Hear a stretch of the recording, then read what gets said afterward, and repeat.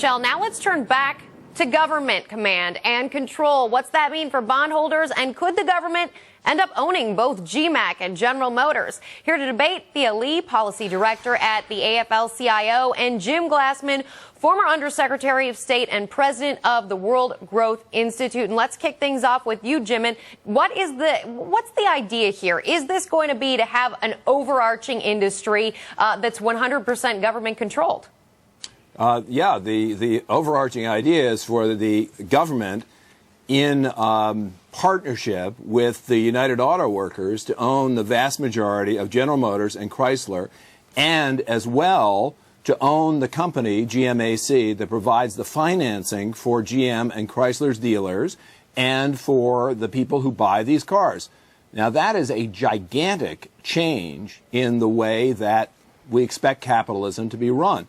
But even worse than that is what happened with the Chrysler bankruptcy. And I was very happy to see three pension funds today from Indiana challenging that agreement. And in that agreement, the government, again, in partnership with the UAW, ran roughshod over decades of law that says that secured creditors stand in front of other creditors. The same thing is about to happen in GM, but the difference there is you've got a lot of very small bondholders who are absolutely going to be steamrollered unless the government backs off and respects the law.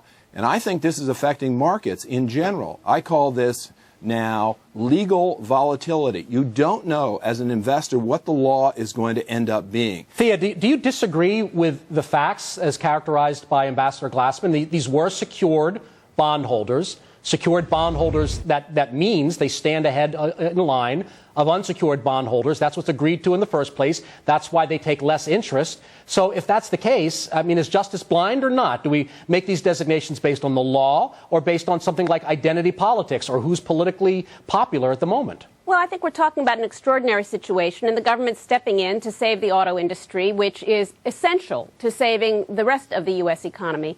And there are extraordinary steps being taken. I don't think anybody expects this to be a run-of-the-mill kind of action, but, you know, a lot of those bondholders... Why not? I mean, if we did it now and we're in a recession, what's to say we don't have another industry that runs into this problem? I mean, it doesn't seem likely that we do have other troubled industries. If we set this precedent, why do we not expect that we'll be doing this again and again and again?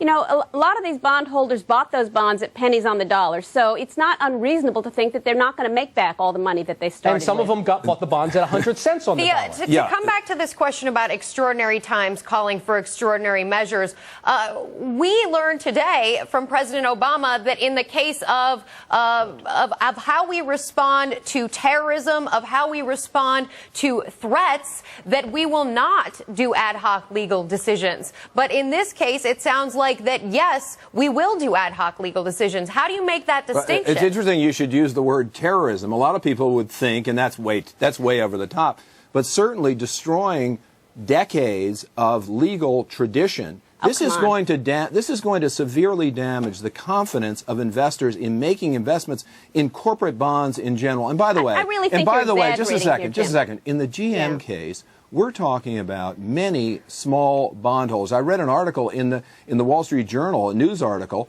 about somebody, a tool and die worker, who invested $100,000 in GM bonds, which is now going to be worth almost nothing because the GM bondholders who own $27 billion worth of bonds are going to get 10% of the company, while the UAW is going to get about a third of the company, even though in a normal bankruptcy it would be completely wiped out in its claims. So this is what's going on. I think Americans should know this. Thea, why do auto workers count more than, say, retired cops in Indiana who've gotten shredded in this plan in terms of their pension plan? Why does one worker count more than another worker? It's not a question of one worker counting more than another. A deal was brokered in this case to save the company. The company was in deep, deep trouble. People could have walked away with nothing. You know, you make an investment and sometimes it doesn't work out. Let me just posit a guess that the company is not going to end up being saved. Now, this is just a guess, and I hope that's not true. The problem that GM has and the Chrysler has very little to do with the things we're talking about today. It has to do with lowering its costs and producing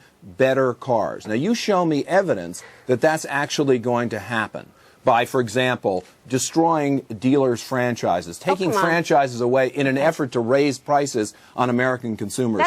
Is that going to improve the sales of Chryslers and GM That's another cars? whole I don't issue, think so. Which most analysts thought there were too many dealers, and that was going to have to be dealt with at some point. It's not pretty. It's painful. Dealers go broke, but the idea that No, but GM in and this case, Chrysler say the we're auto going to raise workers- prices by getting rid of the dealers. No, they need The auto to workers and the improve retirees the cars gave their that they lives make to this and cut company. their Okay, costs. guys, They've taken sorry, a we big got to wrap haircut. it there. Thank you so much, Thea Lee and Jim Okay. Glassman. And more of the Kudlow Report.